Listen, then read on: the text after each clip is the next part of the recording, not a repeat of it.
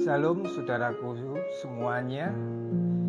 Di kesempatan hari ini saya akan menjawab suatu pertanyaan dari saudara kita. Pertanyaan ini sungguh luar biasa. Menurut saya sungguh luar biasa. Sangat brilian. Kenapa saya bisa katakan sangat brilian? Mungkin dari antara anak-anak Tuhan hanya 1001 yang mempertanyakan pertanyaan ini. Pertanyaan seperti apakah yang ditanyakan oleh saudara kita ini? Tadi pagi saya membaca, dia bertanya di dalam WA. Saudara kita yang bernama Efraim Hari Mulyono, dia bertanya, Om, di mana saat Tuhan Yesus? Di mana saat Tuhan Yesus bangkit dari kuburan? Di situ tergeletak kain, di mana kain yang membebat tubuhnya hanya tergeletak berserakan, tetapi kain peluhnya di situ ditata dengan rapi, atau di dalam Alkitab, di dalam Injil dikatakan digulung. Saudaraku yang terkasih dalam nama Tuhan Yesus Kristus, mungkin pertanyaan seperti ini seperti pertanyaan anak-anak sekolah minggu. Tetapi kita yang sudah lama, mungkin sudah mengikuti dari sekolah minggu, kaum muda remaja, sampai kita dewasa, tidak pernah memikirkan kenapa saat Tuhan Yesus mati dan dikubur. Memang di dalam Injil dikatakan bahwasanya kain yang membebat tubuh Yesus itu hanya berserakan. Tetapi kain peluh atau kain yang menutupi muka Yesus Kristus itu sudah tertata rapi atau tergulung. Mari kita baca dahulu firman Tuhan di dalam kitab Yohanes, di dalam Injil Yohanes ya. Mari kita baca di dalam Injil Yohanes pasal yang ke-20 ayat yang ke-3 sampai yang ke-7. Beginilah firman Tuhan.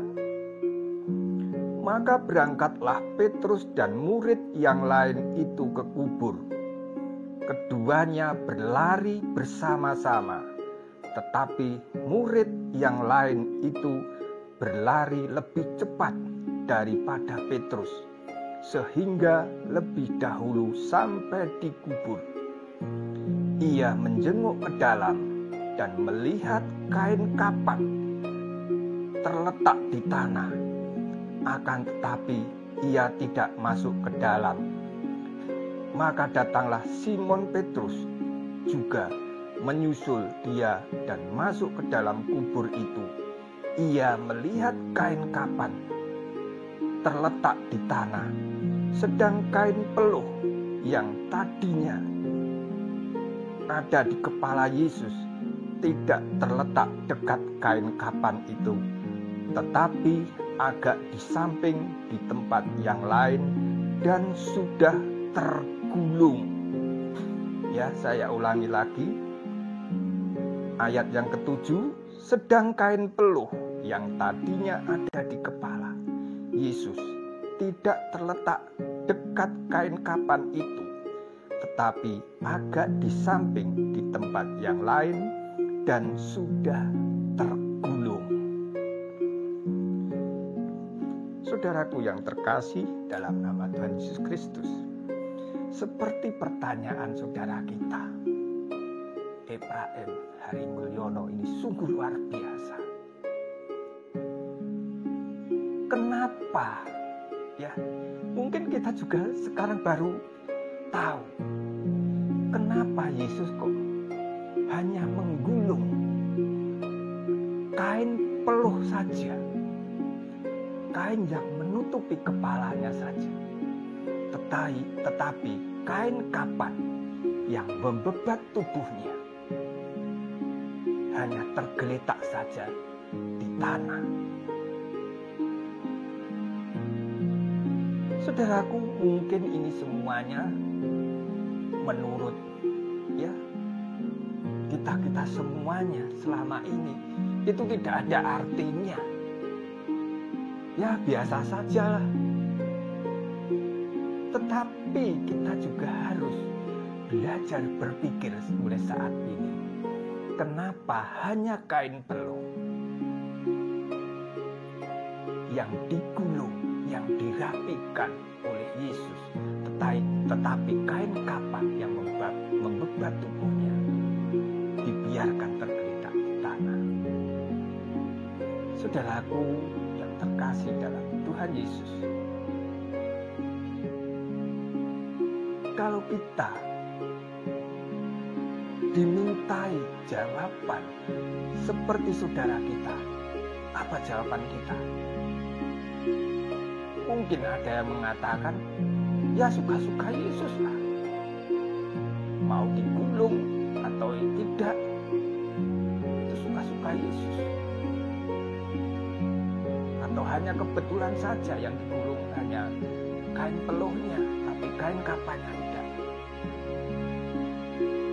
tidak digulung. Saudaraku, kita ingat bahwasanya cerita atau sejarah ini, sejarah kematian Yesus Kristus, kita tahu bahwa Yesus adalah orang Yahudi. Maka dari itu, kita setiap menelaah firman Tuhan, jangan menurut cara pandang kita, apalagi dengan cara pandang adat istiadat kita sebagai orang Indonesia. Jauh sekali. Saudaraku, seperti pertanyaan tadi, kenapa Yesus hanya menggulung kain peluh yang menutupi kepalanya? Itu ada maknanya, saudaraku, ada artinya. Seperti saya katakan tadi, bahwasanya Yesus itu adalah orang Yahudi. Dia juga mengikuti cara-cara adat orang Yahudi. Saudaraku, adat orang Yahudi, saya akan ulas balik dulu ya saudaraku tentang adat orang Yahudi. Adat orang Yahudi, seumpamanya ada keluarga yang kaya raya, yang sungguh luar biasa kayanya. Mungkin mereka mempunyai, dia mempunyai pembantu-pembantu yang banyak. Mungkin ada pembantu yang bagian untuk menggembalakan ternaknya. Mungkin ada yang mengasuh anaknya. Mungkin ada yang mempersiapkan makanannya. Ada yang mempersiapkan baju-bajunya. Mungkin seperti itu, saudaraku. Karena kayanya. Tetapi di sini saya akan menyoroti tentang tradisi adat istiadat orang Yahudi. Orang kaya, dia mempunyai hamba-hamba. Di sini saya menyoroti tentang hamba yang mempersiapkan makanan. Ya saudaraku, adat Yahudi, seorang tuan makan di meja makannya. Umpamanya ya saudaraku, ini meja makan.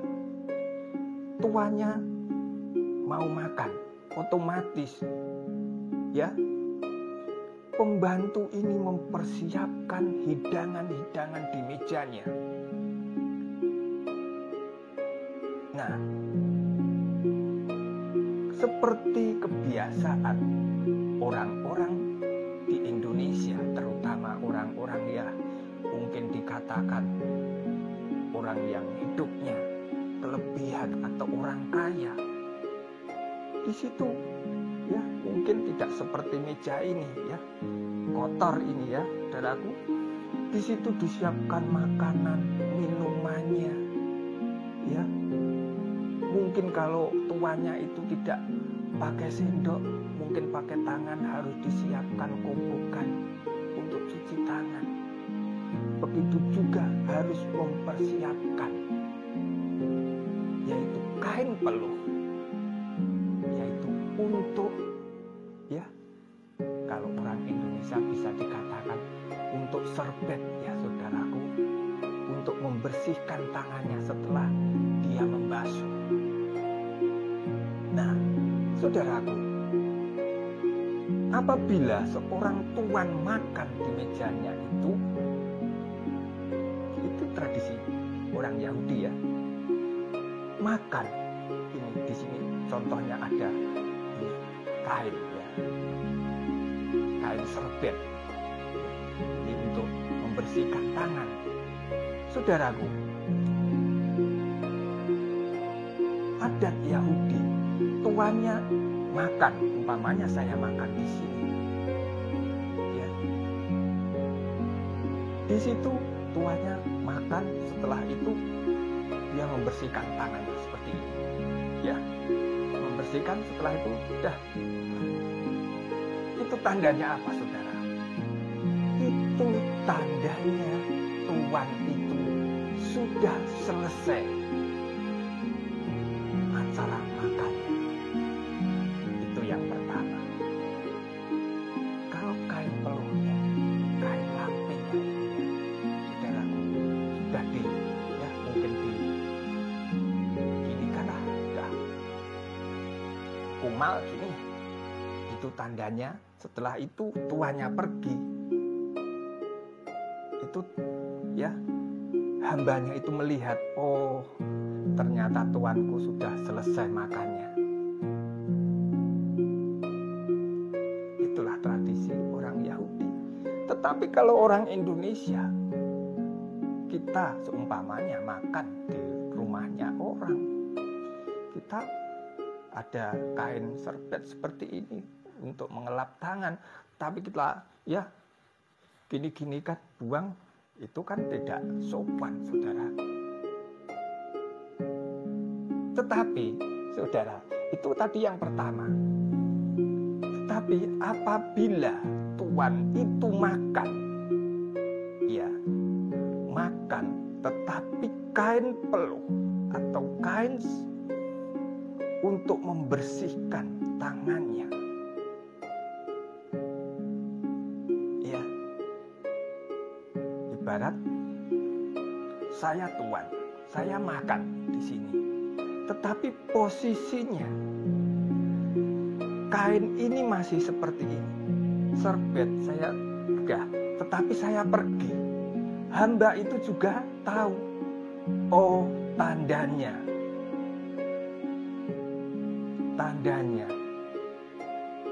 bahwasannya tuan saya masih akan kembali lagi. Itulah artinya. Jadi makanan yang ada di tempat meja makan tuannya itu sama hambanya tidak diutek-utek, tidak berani. Tetapi seperti tadi yang sudah dipakai apa-apa sampai biarlah sampai kumal, itu tandanya hamba itu harus memberesi apa yang ada di meja makan itu. Saudaraku, Apa yang kita ambil dari peristiwa kebangkitan Tuhan Yesus, di mana saat murid-murid datang ke kuburan Tuhan Yesus, di situ tidak mendapati Tuhan, tetapi mendapati kain kafan itu tergeletakkan di tanah, tetapi kain peluh yang menutupi kepalanya itu tergulung atau rapi seperti ini. Artinya apa, saudara? Bahwasanya Tuhan Yesus, ya, Tuhan Yesus akan datang kembali. Jadi Tuhan Yesus tidak,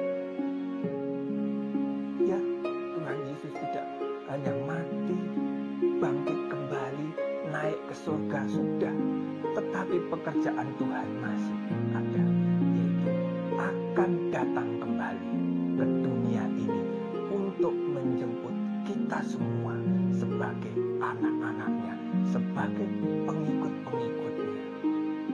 Sungguh luar biasa. Jadi pertanyaan saudara kita, ini sungguh luar biasa, saudara. Itulah arti kenapa kain kapan Tuhan Yesus hanya tergeletak, tetapi kain peluh untuk menutupi kepalanya itu tertata rapi, tergulung rapi. Itulah artinya. Kiranya anak-anak Tuhan mengerti akan arti kain peluh ini yang tergulung rapi. Kiranya saudaraku sekali lagi ini menjadi berkat, menjadi pengetahuan saudara semuanya, sebab apa yang dilakukan Tuhan Yesus semuanya ada makna yang tersembunyi. Maka dari itu, saudaraku, Tuhan Yesus walaupun mati di atas kayu salib, Dia bangkit kembali, Dia naik ke surga, Dia berjanji akan datang kembali untuk menjemput kita. Sungguh luar biasa. Amin, amin, saudaraku. Kita adalah orang-orang yang bahagia. Amin. Tuhan Yesus